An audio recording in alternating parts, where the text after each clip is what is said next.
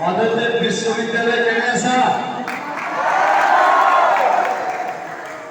ভালে আছা? কাৰণ আমি ইয়ালৈ আহিছোঁ ইমান বাতৰি ওলাই ইমান লোক তোমালোকে আমাৰ কাৰণে অপেক্ষা কৰিছা, সেইকাৰণে নিশ্চয় ভালে আছা আৰু সদায় ভালে থাকিবা, সকলোৱে থাকিবা। এই মংগল কামনাখিনি আমি এই চিনেমাখন যে দেখিছা, এই চিনেমাখনৰ নাম কি? মোৰ শেষ গান। এই মোৰ শেষ গানখনৰ প্ৰমোচনৰ কাৰণে আহিছোঁ আৰু আমি জানো যে নৰ্থ লখিমপুৰৰ নাৰায়ণপুৰ আমাৰ বিহপুৰীয়া এই অঞ্চলৰ মানুহখিনিয়ে অসমীয়া কলা সংস্কৃতি খুব ভাল পায়, অৱলম্বন কৰে আৰু পুৰণি গোটেই বস্তুবোৰ জীয়াই ৰাখিবলৈ জবৰদস্তি চেষ্টা কৰে। কৰেনে নকৰে? ভাল লাগে দিয়াচোন কেতিয়াবা চুপটাই ভিডিঅ' বনাবলৈ যাওঁ তেতিয়া ধুনীয়াকৈ অসমীয়া ভাষা ক'ব পাৰে বা অসমীয়া কৰি আমাৰ এটা গীত মুখত তেখেতৰ শুনো আমি তেতিয়া আপ্লুত হওঁ বা আমাৰ বস্তুবোৰ কোনোবাই ধুনীয়াকৈ জীয়াই ৰাখিছে।